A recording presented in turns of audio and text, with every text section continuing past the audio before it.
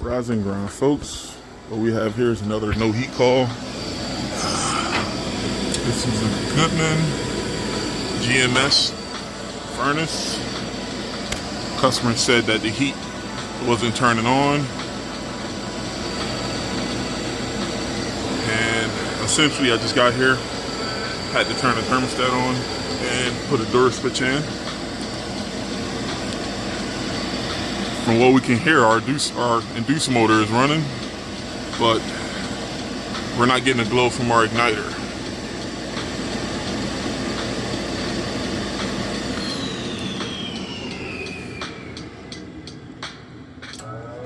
So I believe this thing was going to try to restart itself 3 times before it throws us an error code.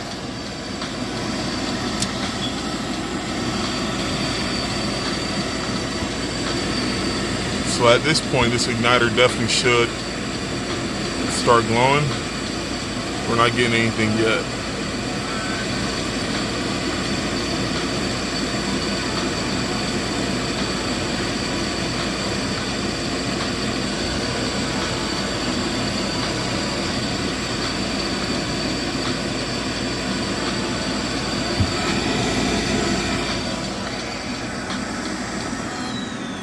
Still nothing. So what we want to do is check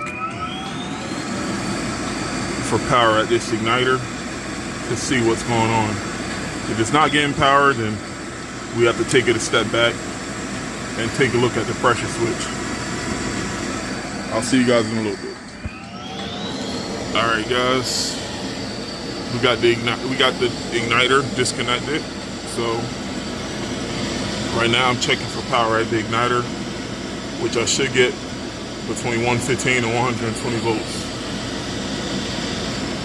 123.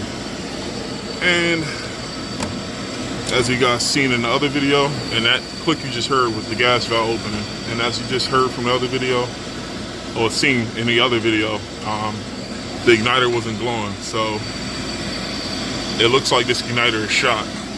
But this isn't good. Filter's plugged up too, so either way, it looks like they're going to need a new filter and also a new igniter. So let's go grab another one and see what we got. What's up, guys? This is part 3. I'm back at the truck.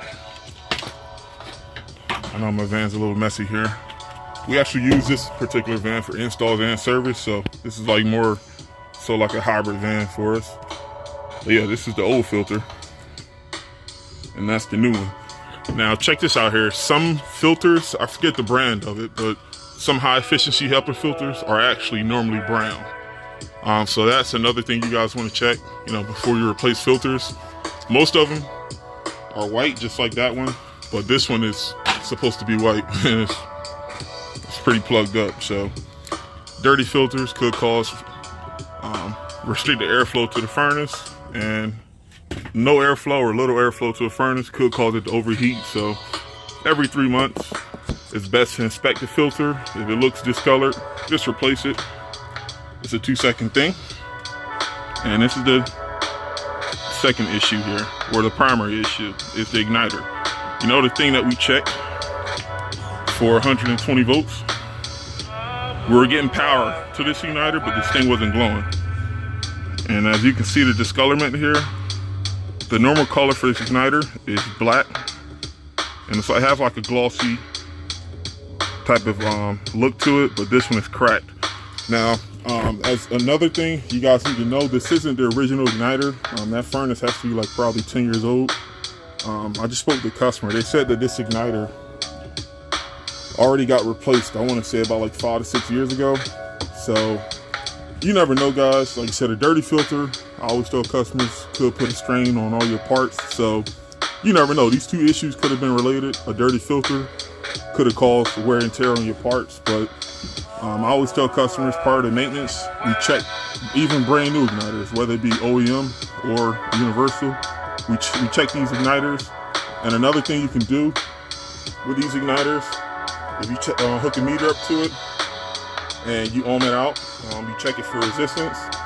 If the resistance is high and it's still working, that's a telltale sign. You should inform the customer that it's best to preventatively replace this igniter. Now at this point, there's nothing wrong with this igniter as far as with putting in a universal hot rod igniter versus OEM.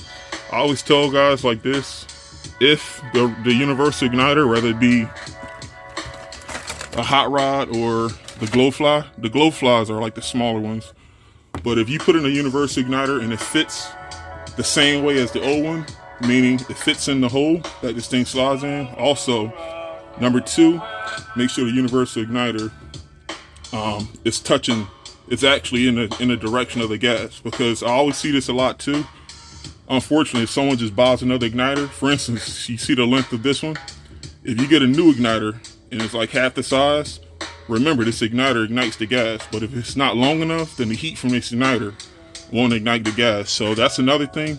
Universals are a great thing to keep on the truck, you know, because universal igniters could be the solution for different brands, but always make sure what you're putting in is the same length as what you're taking out. So you don't want it to be too short, and you also don't want this thing to be too long, because if this thing is too long and it touches a piece of metal, this thing could ground out your circuit board. So that's another thing you just want to be careful on. And we got another one, so you guys can see the night and day difference here. I don't have my light on here, but this is the new one. I don't want to touch it with my fingers, and that's the old one. As you can see, night and day difference here. So I'm gonna pop this bad boy in, and I'll show you guys the difference. There you guys can see the new igniter. This is the old one.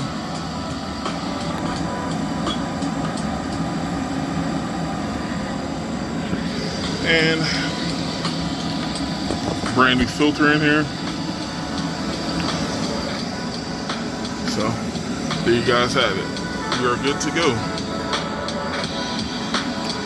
We'll run this unit. Also, another thing, anytime we make a repair and the filter is dirty, if the customer doesn't already have a maintenance agreement with us, we always recommend maintenance. I mean, at this point, that should be like ABC, you know, cause and effect. You know, I feel like every effect ultimately leads back to like a maintenance related issue. Today, whether it be a dirty filter, tomorrow it can be drain lines backed up, could be a bad igniter that could have been prevented with checking resistance on it, you know, prior to the igniter going out. Or it could have been checking amps on the unit, you know. For instance, let's say if the inducer motor or the blower motor goes out, either one of two things are going to happen. Either it's going to overamp or it's going to be noisy. Both of those things can be checked on the maintenance and ultimately prevent, you know, your next breakdown. So yeah, just like I said, we call it looking for opportunities, meaning if you got an opportunity to avoid a breakdown, you explain that to the customer, because if you don't say anything and things break down, now you're back to square one. And like I said, you know, people take time out of their day to book appointments with us, so we want to value people's time and make sure everything gets done right the first time. So pretty simple. And this is public enemy number one, corrosion on the water heater. So this is definitely something I bring to the customer's attention, so he knows that they're definitely going to need a new water heater in this town. I'm not even sure they got a water softener in this basement, but yeah, for sure. Like I said, if you have hard water in your town, ultimately, like I said, all your joints are going to look like that. But for sure, I'll speak with him about that to make sure he knows what's going on. So peace out, guys. I'll see you on the next one, okay? See you.